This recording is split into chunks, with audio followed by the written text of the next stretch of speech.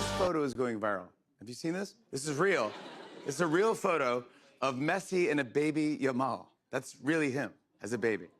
Now, this is from 2007, and some fans are saying that this is a huge conspiracy and that FIFA has been scripting every game for the last 20 years. Now, that's obviously ridiculous. I mean, you have to be stupid to believe that. Until you look into it. You see, Messi is 39 now, but he was 20 in that photo. 39 minus 20 is 19, which is how old Lamine Yamal is now. And what number does Yamal wear? That's right, 19. What's more, this picture was taken in 2007, which was 19 years ago. And what was Messi's jersey number in 2007? That's right, 19. That's totally real, but it gets crazier, because the final takes place this Sunday, July 19th. Oh, I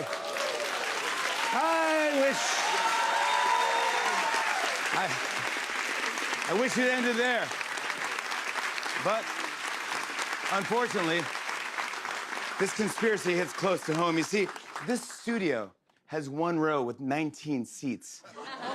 Row 4, okay? And if you follow that to seat 119, you'll end here with this person right here. Hello, what's your name? Dominic. Dominic, why don't you look under your seat? I think you might have an envelope in there. Don't show it to me yet. Don't just show it to the camera, Dominic. And then open the envelope. Yeah. Wow, there you go. It's 18. Okay. What is your name? Lauren. Lauren, could you look under your seat? I think you might find an envelope there. Don't show it to me, but show it to the camera. See there. Check under the seat behind me. Okay, hi, what is your name? Swara. Swara. Why don't you look under your seat? Maybe there's an envelope there. Why don't you show it to the camera there?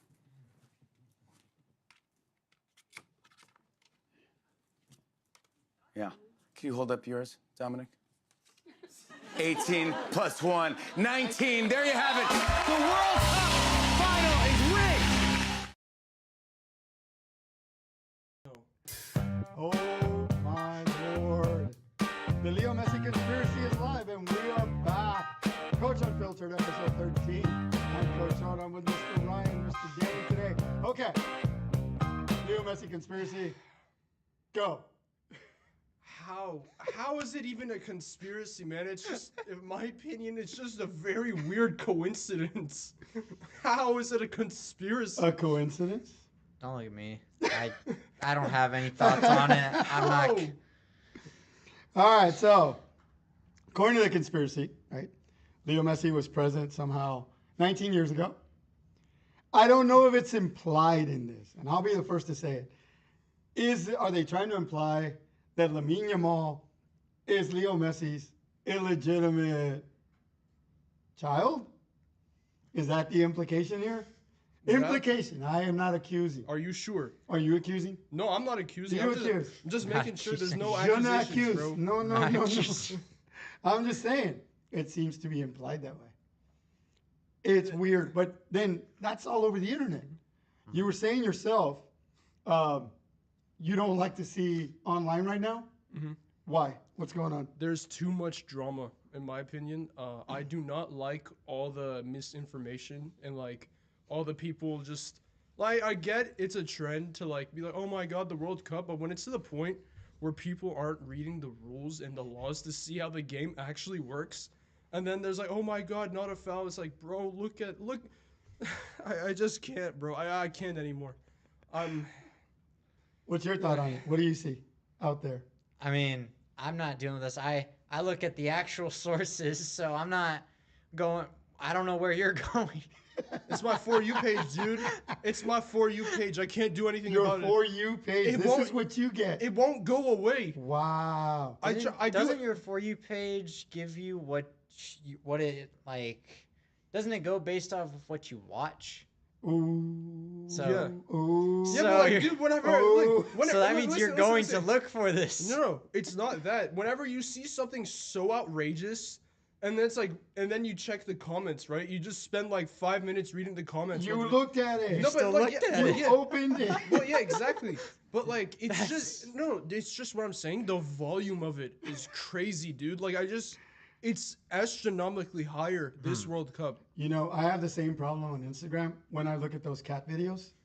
And that's why I end up sending everybody videos of ninja cats and, you know, Lamine Yamal cats and Erling Haaland. Erling Haaland. And so that's kind of cool. So anyway, that's what's going on right now. The conspiracies are in about Argentina is about to win the next World Cup. Yeah. They even did the referee selection.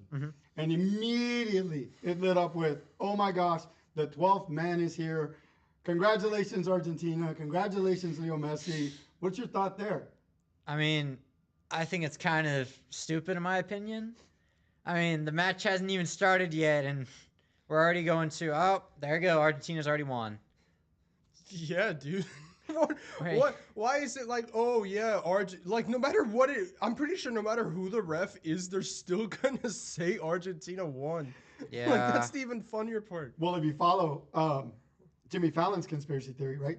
If you have a referee and say it's Ryan, and they're like, oh wait, Ryan once visited blah blah blah at Messi's hometown, and then they'll trace you all the way down to the World Cup, so you see Ryan's really for Argentina. He was once standing in front of a Leo Messi little tchotchke there, so you know he has very, very pro-Argentina vibes. And this is how it starts. You can go ahead and conspiracy theory that if you want. Go ahead. Yeah. Okay. I know. So does anyone feel weird that are we in soccer withdrawal? Yes, I am. I'm much just am. going to go back to club after this, so I'm going back to my club team. So what are you watching now? Pretty much TikTok. TikTok? And F1 whenever it happens. I mean, there's a race tomorrow morning, but whenever there's no race week, what do you do? What am I supposed to do? Here's how desperate it's become. I found myself looking for a tournament. I saw it on one of the streamers, and it's a tournament that's done in North Carolina, and I can't remember what it's called right now. I think I know what you're talking about. It's a $1 million check to the winner, right? And you see these teams going 7v7. You talking about the Baller League? No, not the Baller League. There's another one. And so they go can't for $1 million remember right bucks, and then as you get down to, like, you finish your full time, then there's an added bonus, and they say, oh, there's now a target score. You scored 2, you scored 1. The target score is 3. Whoever makes it to 3 first. And then you play against each other, and every minute they take a player away from you. So it ends up being 1v1, 2v1, 2v2 at the end. Wait, TST? TST. Yeah. There it is, TST. I have never heard of that. That's how desperate it is. I'm watching something like that going, I need more. Thank you, FIFA, for that. See, can you really call yourself a true fan? See, this is like a year-round thing. This keeps going. I know it does. Once the World Cup ends, you go back to club where you've got all your league teams. More. So But they we won't go back to 4 games They a are day. talking about expanding. They want to expand it to To 64 Again? again. Yeah. Because it was such a hit, right? So that's something that's interesting. Let's see what happens with FIFA. Gonna have that tiny Caribbean team no one's ever heard of somehow gonna win the World Cup. We're gonna have a round of 64 at some point. Not Of 2030, course. Oh, but yeah. like round of 64. Yeah. Oh my God, At the rate we're dude. going, it looks like a round of 48 is gonna happen. It's going to Oh, get dude. interesting. Just be on the lookout for Yeah. it. So here we are. We started talking at the very beginning about the World Cup, and I remember at the beginning we all assumed that the powerhouse was going to be France. Yeah. We also thought Colombia could be a dark horse. Yeah. We thought Germany was going to put something up, They didn't do and I was never sold on U.S. it. No. I just never was, right? So here we are at the end. My two teams, my two selections were always going to be Argentina and Spain. I just never expected that was going to be the final. That is not what I thought. One or the other, and I was going to be cheering for Argentina. And now here we are, and I'm going, See, I expected more from France, honestly. Me too, Because dude. they did really good going to the semifinal. They smacked around each team. They just brute forced their way. But then come semifinal, silence. well, we'll get to that because there's a lot of rage baiting in those matches. Oh yeah. Let's start with the quarterfinals. So last Saturday we had England, Norway, right? Feed the giant was the policy. feed the giant. Sorloth forgot to feed the giant. Yeah. Right? That upset me. All he had to do was feed the giant. They would have He scored. was wide open. Wide open. And why did he not feed the giant? Supposedly, he claims in an official statement that Ooh. he did not see him at the time, and by the time he did, it was too late to play him. Oh, really? Which can technically that is reasonable because he had his head down when he received the ball. He didn't look up beforehand, so he could have actually not seen Holland. But at the same time, as a professional player, you should be scanning your surroundings. What if he didn't look up on purpose? No, I'm joking. I'm joking. I'm Or are joking. we starting more conspiracy theories now? I'm joking. I'm I joking. think I did see him where he put his hand up like this and he was dribbling. It's like I don't see Holland. Well, was he wearing glasses too? Yeah, he was wearing glasses. He had blinders right here. Going, no. I have to score. I don't know. Is that a moment of greediness? Is that just a moment of, I'm just going to get the job Well, done? it just seems like it made no sense. I mean, you had your right foot wide open. You choose to cut across the two defenders and try to just brute right force. into the Yeah. keeper. Yeah. Yeah. So, it wasn't much to watch. And I'm going to miss the Norwegian row. Oh, yeah. I was really enjoying that. Yeah. I mean, all the celebrations that we saw throughout the tournament Oh, were yeah. cool. But that was always one of my favorites, how they started and they finished. So I'm going to miss that drum. Boom, boom. Ooh. So They'll that's come going back to be next year. Yeah, They'll come hopefully back The Rue. next year. next Yeah, 4 okay, years. okay, Next you were 4 saying. next time. 4 years. All right. Next 4 years. So that was cool. But then England moves on. Mhm. Ugh, Harry Kane. Yeah. Yeah, anything but Harry Kane. Anyone but, right? Anyone but. So then, I've just never been a fan. I'm sorry. So then we move on. Argentina, Switzerland that night. Yeah. Not a big deal. I really thought Switzerland was a highly technical team. They had younger legs. They weren't getting tired. I thought they were going to do some damage, right? But then what do we get? The dive. The flop Those heard around the world. heard around the world. Yep. Okay. So Oh man. how do you even? All right, as a referee, one as a coach, I'm going. They fouled my player. I'm gonna advocate for it. As the referee, as you're running behind that play, I'm looking at it going, yeah, that would have looked violent to me. I would have pulled out that Yeah. yellow card and be like, hey, no, that was a little too It's much. a different angle from the front versus And the then back. thinking to myself, if my assistant referee doesn't back me on this, and the coaches are right there, I know a couple of coaches that are going to scream bloody murder at me, going, "Ref, how did you not? Nothing happened. No, that's a yellow. I'm sorry, coach. I'm sorry. You know what? You take a yellow too for all that yammering." Yeah. And that's how you control that situation. But what actually happened then? It comes the video. Now you have the video, and here's Embolo, Briel Embolo, right? Takes a dive, like literally took a dive, then stuck his leg out as an afterthought, like, oh wait, he has to hit me. In the middle of the dive, and falls. And then he pulls up his leg and rolls around a la Neymar. Actually, we have to rename it now. Before any contact had even Before any contact. the So, defender, if he's over here, the defender was still back here basically. Yes. He's already falling as the defender's And that's coming when he in. realizes, oh wait, he hasn't touched me. So he kicks him. Let me kick him. So the referee gives a yellow. The VAR team, we got a problem. Oh, that is incorrect. He needs a review. He goes, I see the whole thing, but okay, I'll review. He looks at it, goes, huh. And I can imagine that conversation. He's like, really? Yep. Bro, you just need to straight up turn it around and give it to that guy. What a performance, though. Oh, yeah. Oscar worthy. It was. That It was really an was. Oscar-worthy performance. No one could really tell until you saw that slow-mo. You're like, If VAR didn't catch it, it would have went on. It would have went on. It would have went on. yeah. And he already had a yellow. He already had a I caution. don't know why he did it. Yeah, there was no reason, bro. Because I think we have forgotten that the technology exists. Unless you're playing at your league level. Yeah. And in anything under the pros, that technology doesn't exist. We have Veo cameras, but nobody uses them Yeah, for anything. exactly. Right? There's Veo camera. Everyone has a Veo camera. Veo camera is a 3-lens camera that, Gets the that whole field. records the whole field, middle and to the sides. And then you can stream that. You can get clips. You can do all that. That's Veo. But it's not in use for the referees. The coach can come to me and be like, look what just happened. Look what he did to my player. Look at it. I can't do anything with that. I cannot use your video evidence, right? But you can show it to me, and I'll tell you, you know what, $200 or $300, I think is the rate. Submit it to the league, and they'll let me know let you know what happens. And if you lose, they keep the 300. So that's usually been a big deterrent for stuff like that. Now you've got VAR. Really? I mean, pros. You're a pro. At this point, you should know everybody's watching. Yeah. There's no escaping it now. So I mean, doesn't VAR have like the game showing on like a screen, like with all the players and the ball? 6 different screens. So, like, And someone dedicated to each thing. Yeah, so it's like, it's just, honestly, my opinion was kind of sad. So 3-1, Argentina goes through. Honestly, okay, fine. And Another comeback. It seemed like an easier game for them. Yeah. No problem there. So now we get to the big stuff. The semis. Big shocker. Shocker number 1. France versus Spain. What happened? France didn't show up, it looked like.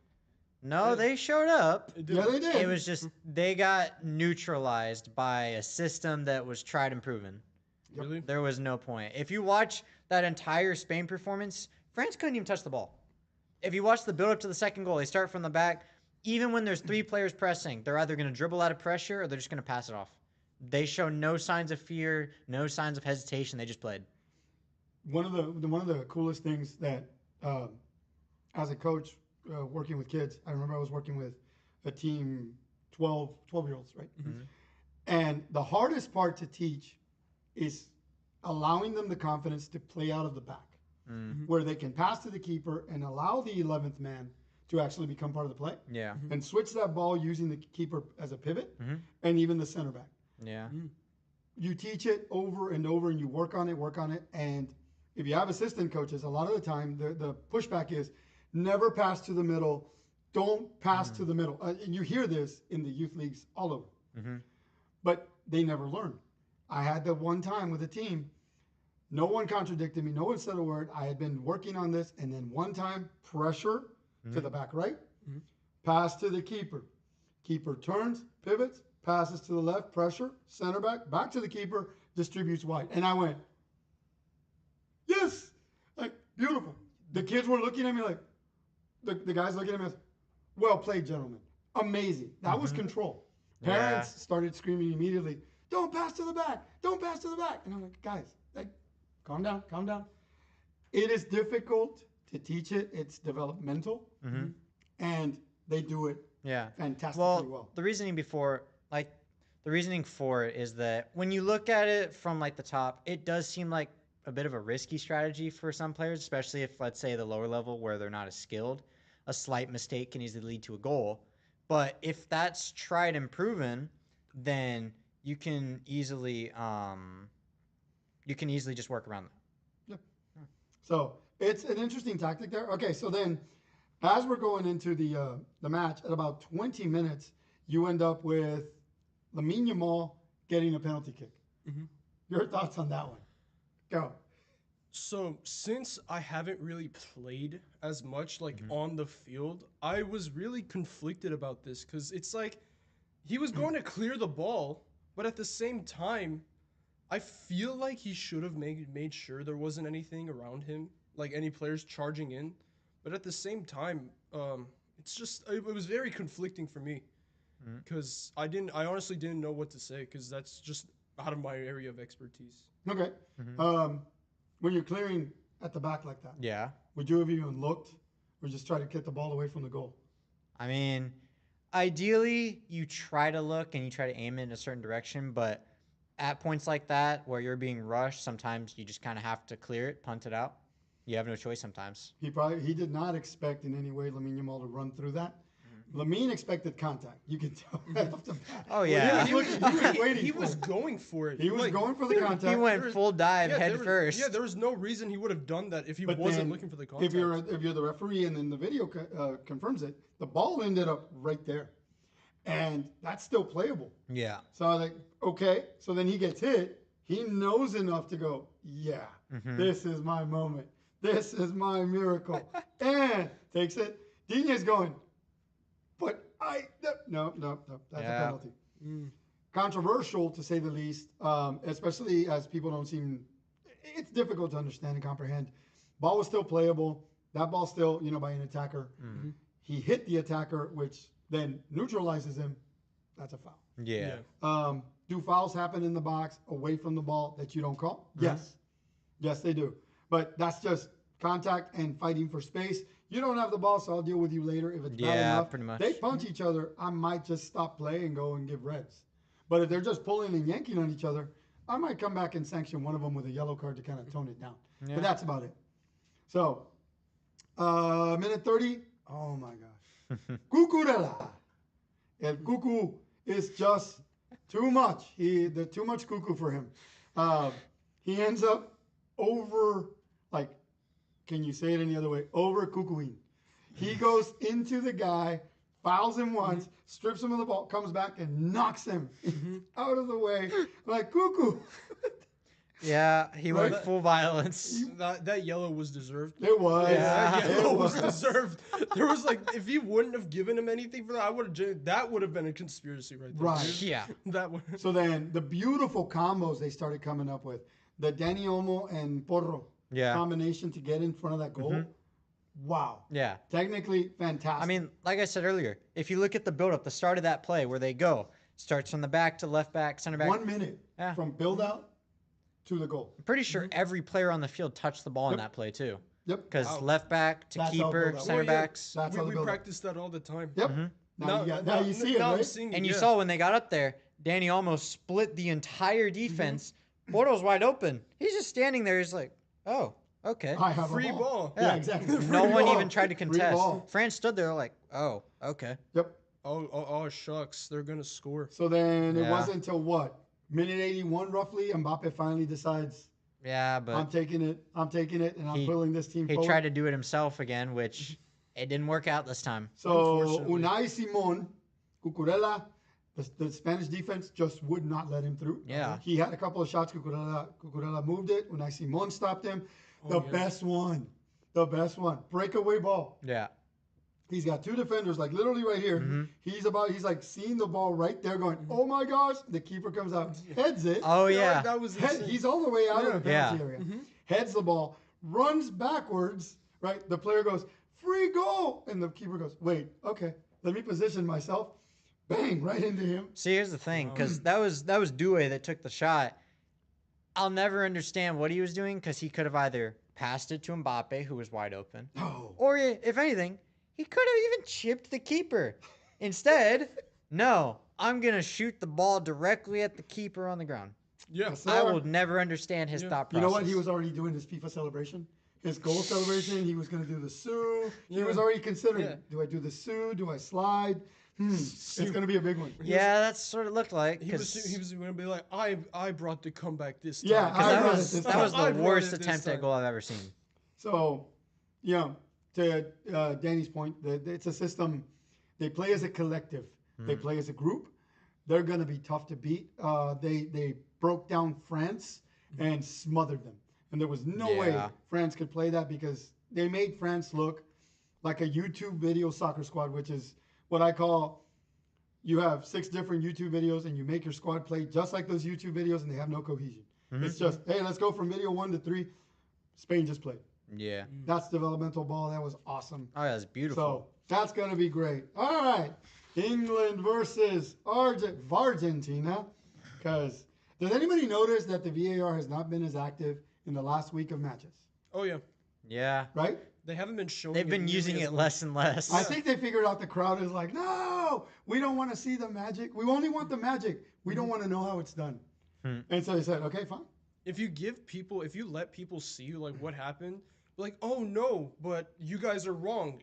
This is what actually happened. Yes. That's the problem with showing the VAR. Yeah. So So And I get what they try to do. They try to show that. So they're like, look, this is what happened. We are showing you this. But of course, fans are fans. we don't want They're that. going to argue. I want to scream at the referee. Yep. Right? The referee's just how it wrong. goes. Clear the story. Don't show me what. Nah. Especially now we have to deal with the fact that Croatia got eliminated by a hair flick. Right? Yep. It is what it is. Oh, and by the way, that Holland, the Norway, England hitting the bird or a locust or whatever you thought it was, nothing. The ball said nothing. I still don't understand. They asked the ball went, nothing happened. Then apparently that ball defied physics. It said Goes no. straight up, going So- in a forward motion, stops midair. That conspiracy's dead. Wait, what? Yeah, the ball just stops midair, falls down. England scores. I'll never understand it. They said it was a natural occurrence. So I trust science. That ball must have had a ton of backspin then.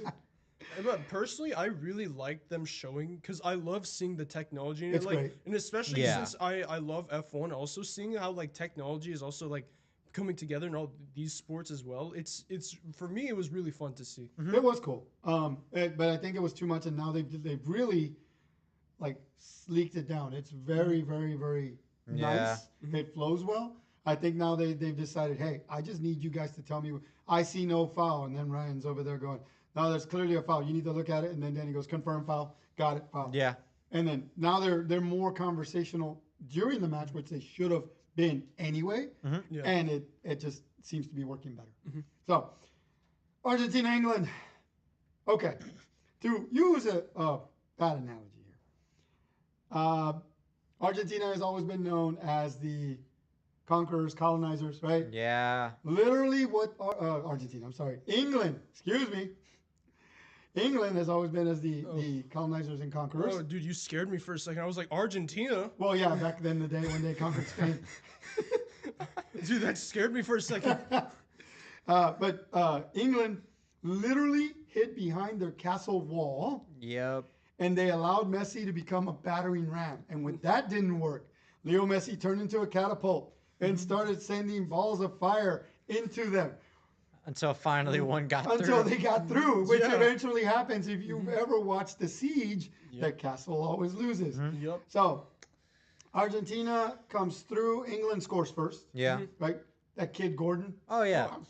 You know, Amazing. I was actually doubting Barca signing him for that much, but seeing his performance this World Cup, I'm actually looking forward to seeing him play in Barca. I'm gonna disagree there, but let's keep going. Yeah. I just want to So add that. England then, right? Harry Kane's really, the last best hope, but not today, Harry. Not today. He didn't really show up. Yeah, He didn't do much. His what is it, like the best time of the match for him was him trying to get the ball off of Messi. Oh my lord. Okay, so Hang on, We'll we'll get get right there. there. We'll get right there. His highlight of the match. So Gordon scores the first goal, and then they start pushing into a more defensive. Yeah, they just parked the bus at like minute 60. Yeah, they switched to 5-4-1 immediately, which was really shocking. I was like, what? Yeah. So at this point, the manager, right, is saying, now he's saying in statements, Yeah. he says, well, I think it was more of on the field player decision. That's how they decided to play. Like, coach, even during the Yeah. water break, you should have been like, hey, we need to get back up there. And according to other people, he was actually telling him to go back up. Yeah. Do you think he should have subbed out Harry Kane? Yeah.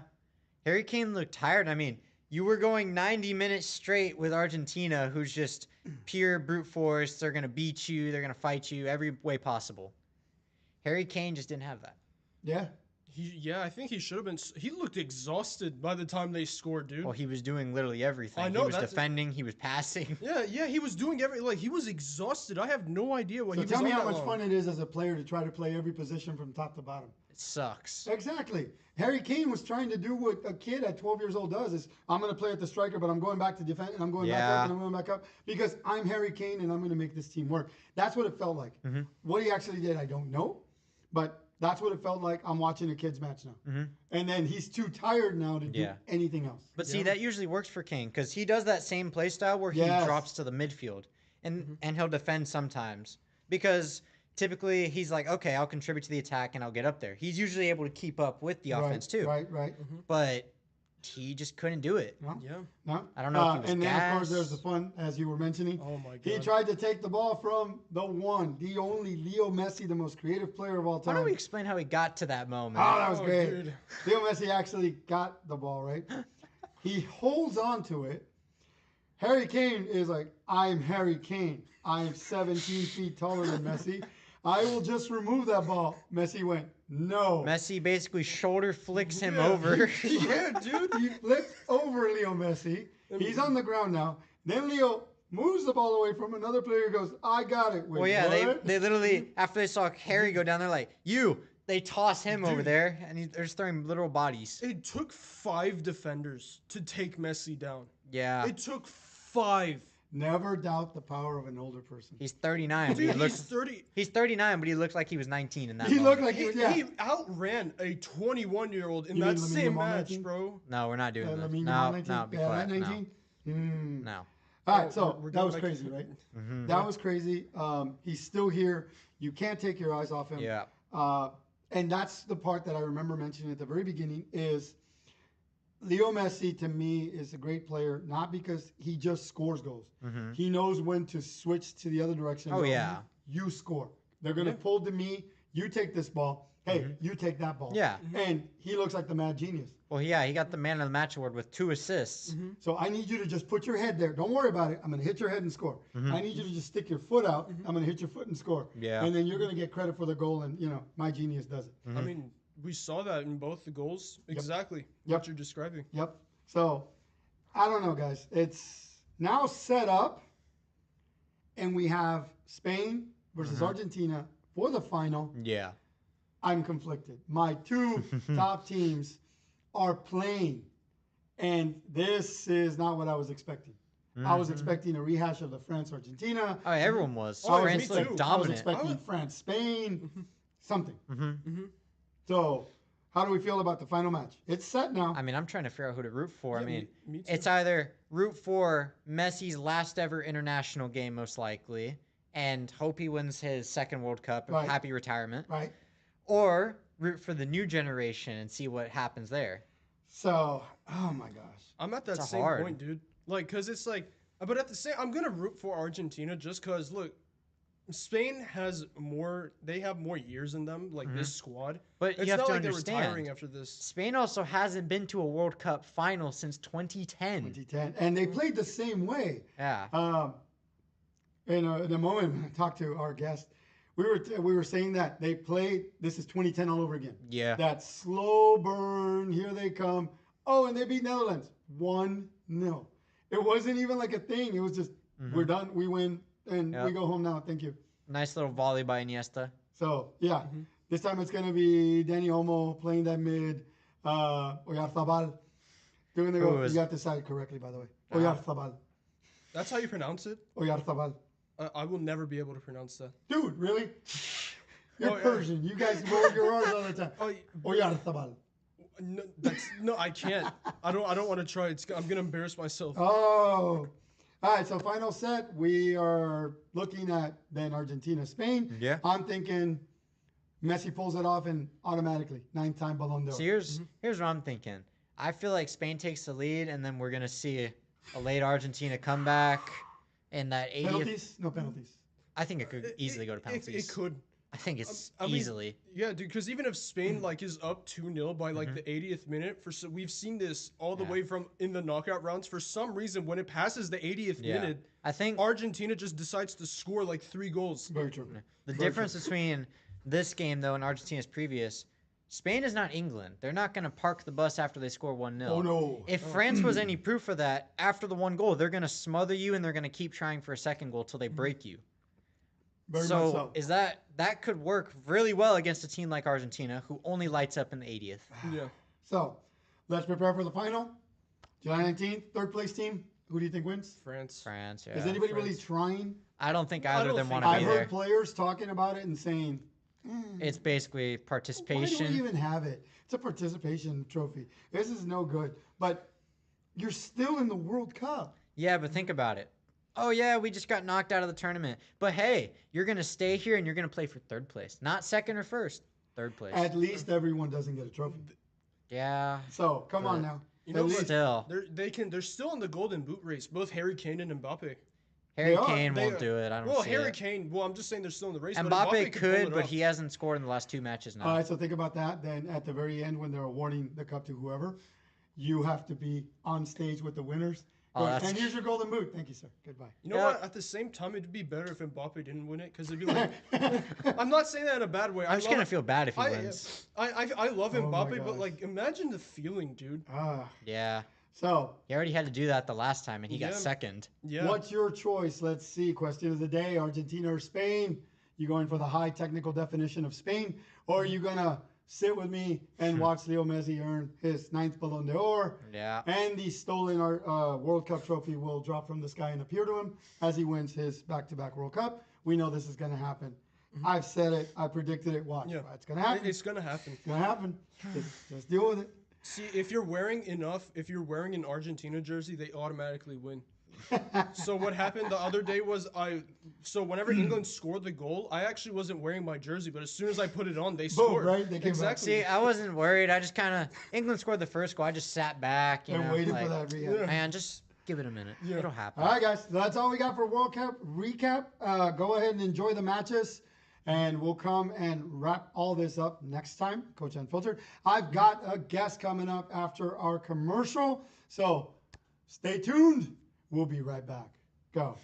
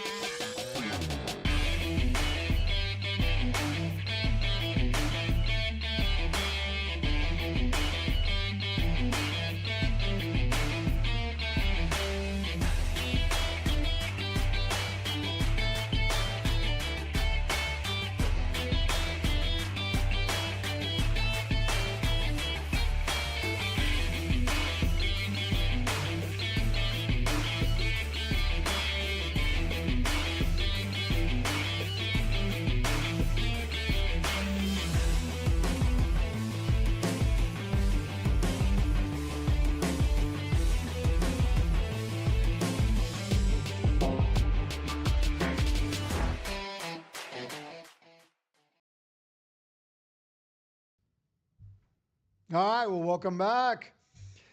So, I've got my special guest today, Coach Jose Arredondo. Welcome to Coach Unfiltered. How you doing, sir? I'm doing all right. Thank you for having me. Of course, man. Pleasure to be here. All right, so tell me a little bit about you. What do we do not know about Coach Jose?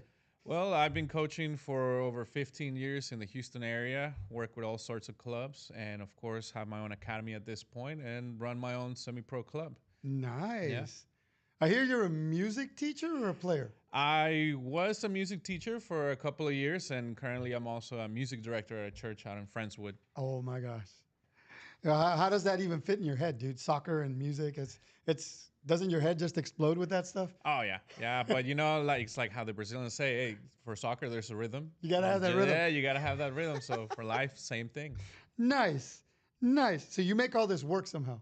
You got a full-time job, and then you're doing your coaching in the evenings. Absolutely, yeah. It's a great experience to just keep shaping the young minds of America Oh my through gosh. the youth sports. So we were talking earlier. You came up here. You came from Mexico. Started playing here. Your first clubs here. Where did you end up going? Honestly, I just played in school. Couldn't afford club. Okay. Club was out of the question. I played club back home, of course. And so the first experience I had here with organized soccer was just at school. Playing at school. Yeah. Okay. And you thought, ew. Yeah, a little bit. This is the best they have. True story. First time it was middle school. Okay. They say, hey, who wants to come out and play football? And I'm out there going, oh, yeah. And then they start throwing the ball around. And I'm like, wait, what is football? No, wow. Now that's cool. That would be something. Yeah. I moved here when I was a kid at 6 years old and lived in Mexico with my grandma. Came over here, and I used to play on the street. We lived in Una Privada, a little private street. And we played there. Right? And that was every day with these guys. I come over here, and they did flag football. And I'm lost. I'm trying to figure out, so what are these things for? What is this for? Okay. And I know you catch it and run. Okay. Ran the wrong way. Scored against ourselves. But hey, I got that ball, man. There we go. There you go. Yeah, there we go. It just threw me that I couldn't kick it.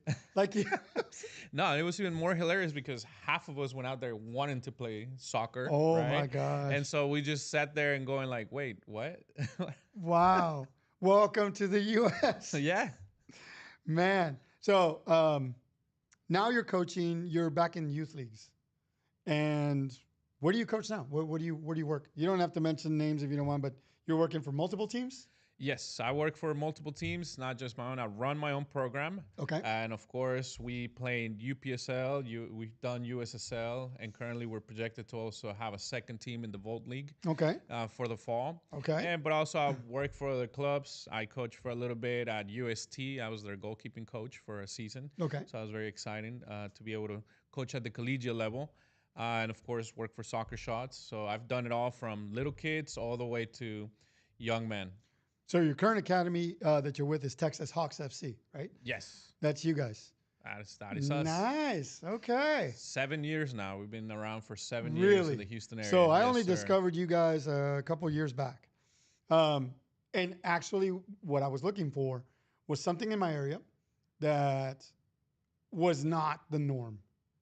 Like, immediately, you got the big academies. They pull up as soon as you look. Then somewhere towards the bottom, it says Texas Hawks FC. And I was, never heard of these guys. And I remember sending you a text, and I got a response like that. And I was like, so where's your club? What are you doing? You're like, no, we practice here. Okay. And then learned more about you guys and your program and your system. I'm like, you're an independent. That is unheard of. You don't see that anymore. There's very few, if any. Who else is kind of in that same boat? Because I don't know of anybody else really. Not with their own academy. It's very, very hard. It's such a tough situation in Houston where everything is just landlocked. You know, you have to deal with, of course, all the red tape to try to get into any other leagues. So, yeah, we're very unique. When you said we're not the norm, we're definitely not the norm on that. And you have kids, right? You have a younger teams. Correct. What league do you play in? So we were in TYSL for quite some time, and currently we're doing 5 tournaments a season. Okay. So that's kind of worked a little bit better in my format for the parents, where they're still filling out the sports, seeing if, hey, is this something that my kid really wants to do, but I don't want to spend an arm and a leg, you know? And so we found that through that development, it's a lot easier to say, hey, how about you try it out, but you commit for only 5 weekends a season. Oh, wow. We still offer training year-round for that same price during the season so that your kid can actually develop, right? Wow. Everybody loves talking about development, but nobody actually invests in development. Thank you. And that's been a big deal. I'll cut over. After the World Cup and the U.S. national team, right, and everything that happened there, the conversation is now, well, why are we so far behind everybody in development? What's going on here? My biggest thing is I've seen the ideas. We need to change the structure, the way the MLS recruits. We need to change how USL works. We need to change ECNL. The one thing I do not hear from anyone is we need to have a development program in place. What is so difficult there? Man, I 100% agree with you. And I think it's just different monetary interest, right? How can you change a system where you have so many benefactors, so many people benefiting from what we currently have? It's gonna be like you're just swimming against the current on that one, right? Because there is no straight path anywhere. That's the hard part. You go to, we as Texas Hawks have reached out and we develop a lot of our players, and we go to Mexico and we find them professional contracts. Oh, wow, cool. And we've worked with those pro academies, those big pro academies like Rayados, Tigres, you know, and down south. And man, their structure is completely different. So how does it work over there? So just to give you an example, right? If first off, they have scouts. Okay. Right? And these scouts are located all throughout the country, right? In different zones. Of course, if your kid's talented enough, he's going to get picked up by one of these scouts and recommended to come have a tryout, right? If he's out of state, the club actually provides free housing, free education, right? Free meals. So your kid, if he's talented, he's going to get picked up. He's going to have a free ride, right, for the club, free development all the way through the pros. Okay. And then in the hopes of course, afterwards, them benefiting from actually selling that player. But just explaining that to the American parent mind, you go, what do you mean my kid doesn't have to pay anything? It's like, no, you know, in a true merit soccer society, that's how all the big clubs work. Interesting. Man, can you imagine if they did that here? Who benefits here? Well, we talked about all the talent in Houston that we have, right? In the there soccer is so scene. much. So much. Imagine if Dynamo had a structure like that. Wow. I mean, Imagine that. that would be something else, huh? Years ago, 20 some years ago, I used to think Dynamo was the standard bearer here in town. They were actually putting together the ID camps. They were everywhere, everywhere. Every 6 months or so, ID camp, winter, summer, they were really looking for kids. Those camps were full. And I remember going and sending my oldest there, and they tell you, oh, yeah, we've selected these kids, and we like to get all these people in to our program. And then they vanished. They started pairing themselves up with the biggest soccer club in town, and became kind of the pathway to the academy. Then they separated ways, and now it seems like they are just themselves. And I'm like, okay, so there's no further path. Now they're going across to the leagues and other places and going, I'll take that one. I'll take this one. They don't have to do the ID camps anymore. Correct. And again, like how we're saying, that those multiple path options, right? And how do you even guide a parent through that, right? That's the hard part, because you'll see an ID camp, for example, having been on the other side, we ran an ID camp for UST every fall. Okay. You had 200 kids show up. They pay about 140, 200, and of course they get to train with the staff. And out of those 200 kids, maybe one selected, right? Wow. And having hosted ID camps, you'll see that as well, right? Like we've hosted an ID camp with a pro scout for Rayados this past fall, and brought in one of the UST coaches as well. And we didn't have a great of a turnout as those other camps where you get 300-500 kids, but hey, 4 of those kids got selected, right? And whether they accept the bids or not, that's up to them. But you go, like that's interesting. So does my kid need to be in one of those MLX, next academies, or what kind of batch does my kid need to make it? Exactly. Or does he just show up to this camp, is good enough, and gets picked up? Like, man, that's the hard part in the current system that we have, is there's no one direct way, and there's no one consistent way, right? So for a serious parent, you go, I don't know where to put my money. The original structure in Houston was Houston Youth Soccer. You would start at the bottom with rec, and people would play from there. And that was run by Houston Youth Soccer and then sanctioned by South Texas Youth Soccer. So between the two entities, those are the big entities through U.S. Soccer that you saw your child go up through the ranks and say, hey, I think they're better than rec ball. Let's move up to Division 2. Right? So you're down here in what they call Division 4 and 3. Division 2 is when you go into the STISA matches, and now you're in the Eastern District Players League structure, or the South Texas Classic League, I think it's called now. And Division 2, Super 2, and then you move into Division 1. For that team to make it, you start a kid at 8, 9 years old, and you progress them through that. You should be, according to the structure, Division 1 at about 15, 16. So U17, U16 is when you get into that Division 1. And now you're playing high level soccer. That was the original.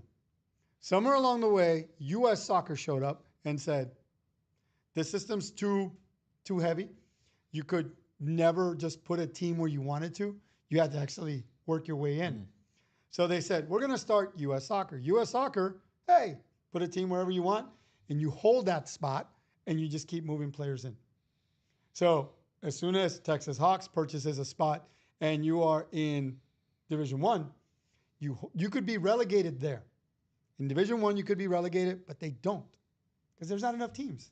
So they go, okay, you didn't do very well, but there's really no one we can move up and nowhere to put you. We still need 8 teams. So you better do better this season because you could be relegated, but now you're, moving out of there and your kids are going. And now then MLS Next Academies. After the developmental league, the U.S. Soccer DA went away, MLS decided we'll develop players. And we see how that's turning out. Through the academies, they want to go MLS Next, MLS 2, then there's Girls Academy, Texas Academy League. So, yeah, there's like 4 pyramids or 3 pyramids to try to figure out, how does my kid do this? Right, and then even take it a step further, even if my kid is in those top tier teams, is anybody even looking at my kid? Is there any continuation? what kind of development is that club providing for my kid, right? What kind of information am I getting as a pattern, as a parent that's going to help me actually take my kid to that next level, right? That doesn't quite happen when you compare it. This is why we're miles away from other countries, Thank right? you. When you Yep. compare about it, if my kid's just good enough in Mexico and plays for an academy, I don't worry about anything. Exactly. I don't worry about nutrition. I don't worry about the workouts. I don't worry about the path because the path is in front of me. Yep. It's a direct path. Like if my kid just keeps progressing, eventually he'll get an offer from the top team, right? Right. And he just went from academy to professional play. There you go. That's we don't have that. For the life of me, I don't understand why it's so hard for us to understand that, right? Like, yeah, Money. that's right there. You hit the nail on the Money. spot. Yes. If my soccer club, if I start a soccer club, honestly, you can start with the concept of I'm only educated, I'm doing this. Most people that start up are a partnership with so-and-so, so-and-so, so-and-so. You got millions invested. Hey, let's get the best fields. Let's do the best thing. Let's do this. Let's do that. And now we need to make more. So how do we make more? Numbers. Absolutely right, and you'll see it with some of these bigger academies. And I'm not gonna name names, but I work for some of them, and they are reluctant to even grow. Right? They're reluctant to even move and spend more to get to the next level because they say, "Hey, you know what? I'm comfortable making my millions here. I don't want to spend more." Right on the on the competitive side, so smiling because I think you know what I'm talking about. The MLS right? mentality. I don't want to buy that next badge or go to the next level because my margins are great. So what's my incentive to offer something else out there for the community? It's none. It's none. That's what it is, and it's very unfortunate, but that's such a reality. That's when we talk about this big loaded question, right? Of how do we change youth sports in America and especially soccer? Like, wow, like I said, you will have to flush down the entire system and start again. Oh my gosh, that's a lot of money, man, and nobody's gonna want to do that. No. The biggest thing that I've seen. So then you have to deal with that, right? You're dealing with the money issue. Then there's the development question, and development is different than your kid just playing. You have to have everything from curriculum to principles of play. Some clubs have none of this, and I know a few. So if you just join a club and it's just, we're all going to play, there's 6 of us, each one of you is going to coach a team, do whatever you want because it's rec ball, and that's how your kid gets exposed to it. There's nothing to develop them. He might have his own style. I might be watching YouTube videos to train your child, right? And we're just going to come at it different ways. But as long as my kid looks good, because I'm a soccer dad, right? As long as my kid looks good and his 3 friends, yeah. And little Timmy who doesn't know how to kick a ball, well, we'll just put him at keeper. And what's even crazier about that is you'll have this big club say, oh, we're so competitive. And every step of the way, even when you get to GA, MLS Next, notice that they have to share halves. Yes. Right? So how is that not pay to play? Right? So my kid might be better than your kid, but it doesn't matter. We both pay the same fee. My kid plays one half, your kid plays another half, right? So we still share minutes. Right. So goes back to the developmental thing that you're saying. How is that competitive, right? How are we actually looking at the benefit of the player, at the growth of the player? Interesting. Right? To say, hey, you know what? I'm so sorry, parent, but Timmy doesn't have what it takes to play a full half, right? Ouch. Imagine saying that. Oh my God, you will lose so much business, right? Of course, yes. We'd rather say, hey, it's okay. Timmy can play the second half. It's all right. You know, and then you get all the parents going, not Timmy. Not Timmy, exactly. Man, coach. But we've been so ingrained with that as part of the norm. This is what normally happens, right? That we just turn a blind eye to it, right? As a parent, you go, oh, yeah, but my kid's playing MLS at the top tier. Is he sharing minutes? Is he? Oof. Oof. Oof. One of the biggest things that I've seen then, if you look at the players, once they get to a certain age, they've gone through college, and a lot of them, even with lack of development, manage to make it because there's some coaches that actually go, okay, so 10 of you can't pass. We're going to work on that at the college level to get a team to play. going back to something like Spain, you're looking at a team that's been developed from the time they were 8, 9 years old. They are now at the World Cup level. Everyone's going, how does the U.S. get to that? Well, we need to have a national system that works that way, but we don't want that because, again, who controls it? Who makes the money? If I'm not making the money, I don't want you controlling it. Let's put a board together. We all control it.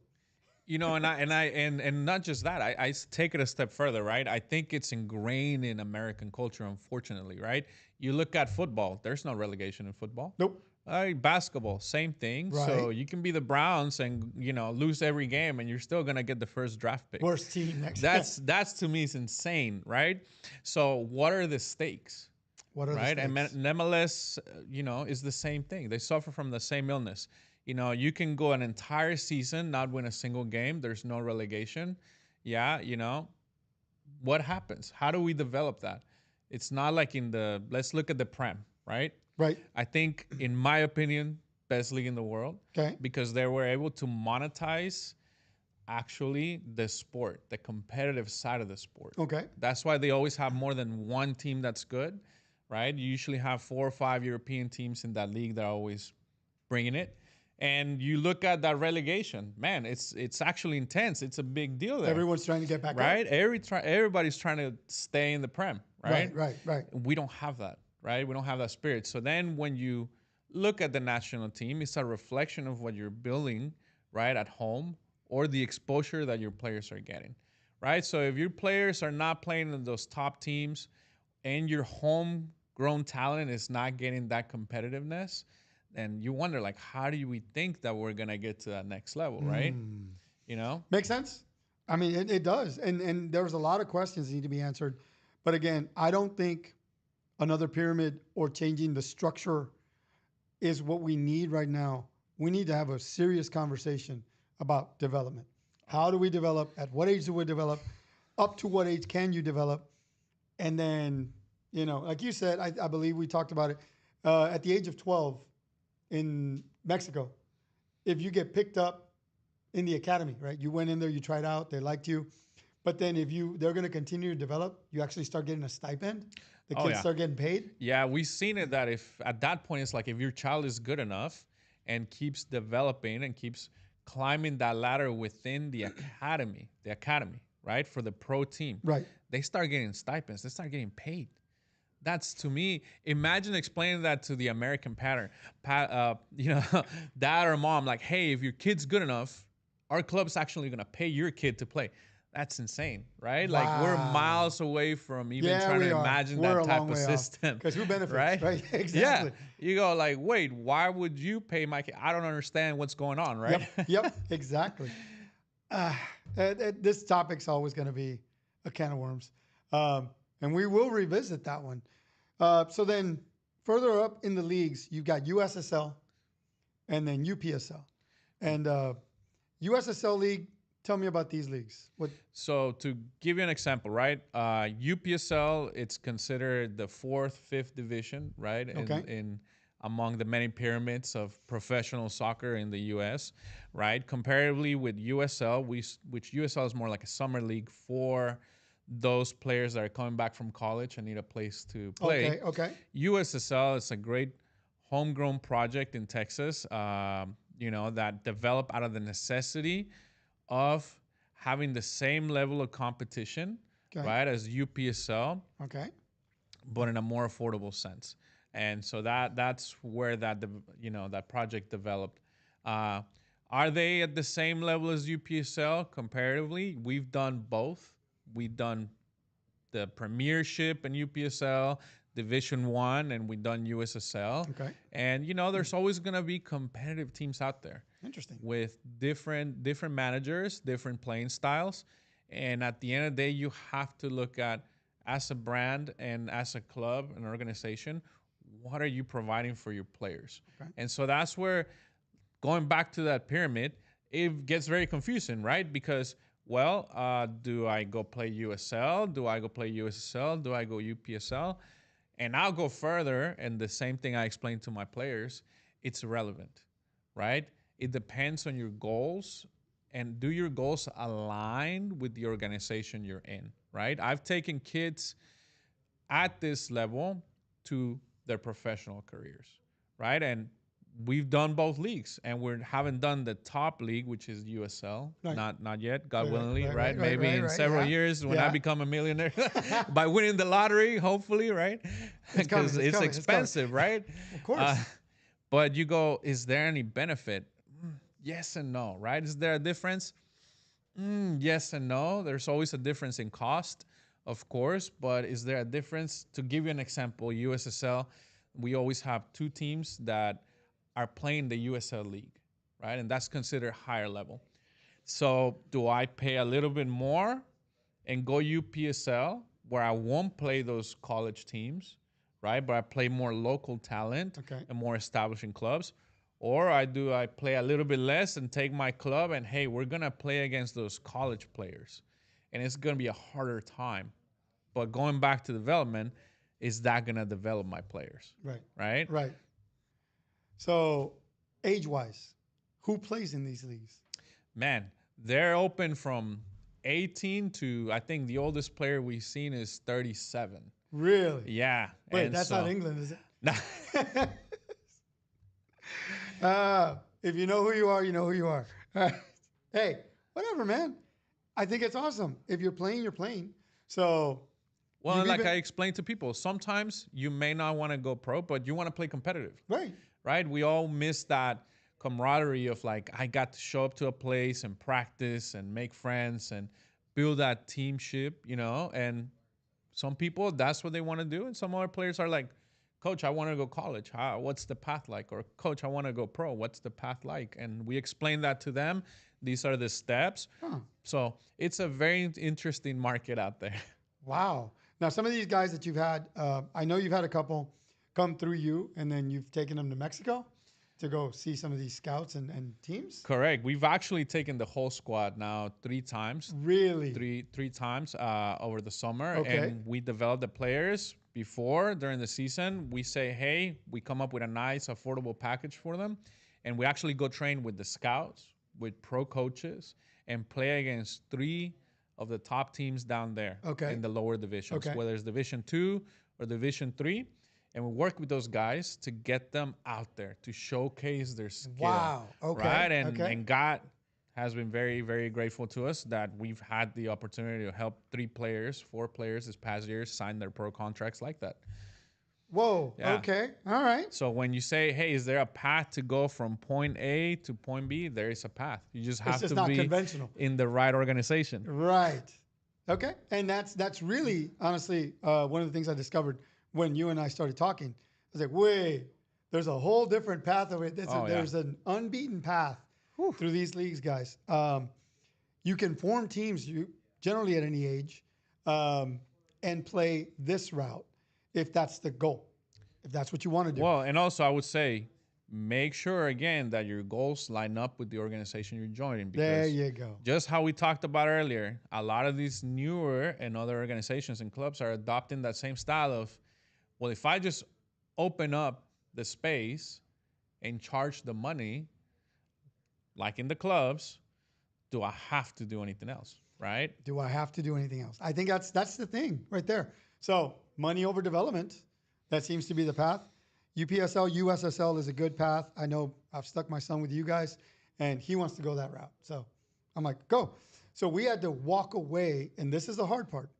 You have to walk away from the club system if that's the case and say, I like this or that. Where does it align? And if you look at the club, almost any club, once you start getting to those older ages, sophomores in high school, juniors in high school, those teams fade away. Yep. And there's a reason for that, right? Because at that point, the kids are fed up with what you were offering, right? The parents have figured out, like, oh, this is just, We're paying a for money those trap. guys. Yeah, exactly. It's just a money trap. It's just a money that's trap. it. Right. I'm paying for a Yes. badge to have a nice uniform, but my kid's not even being looked at.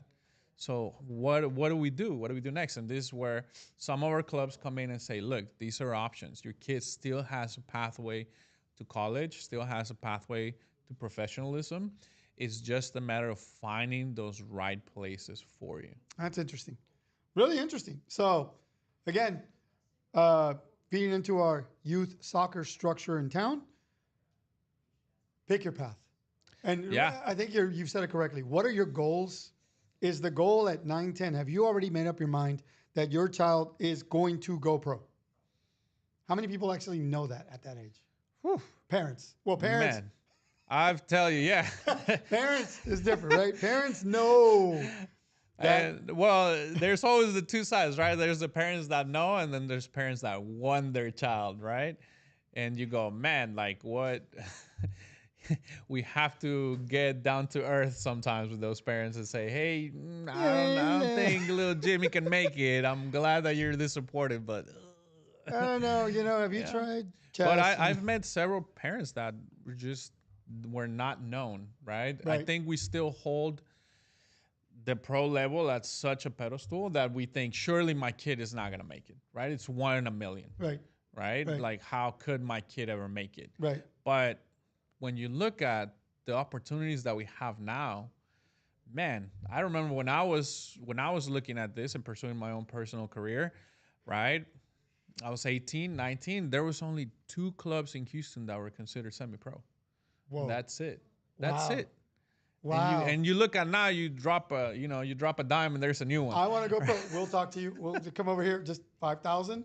We'll get you. We'll look at you. Yeah, well, hey. We'll look at we'll you. look at you. We'll give you a tryout. Good Lord. Well, there's another picture, guys.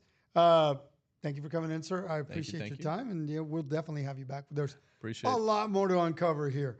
Let's wrap it up with last week. I went locally and looked at the secret tournament sponsored by Soccer Factory out in Katy. It was interesting. So Soccer Factory, I'm going to give you guys a quick shout out. This one's on me. I buy a lot of good stuff there. You guys have been really good at providing uniforms now for a lot of the clubs in town.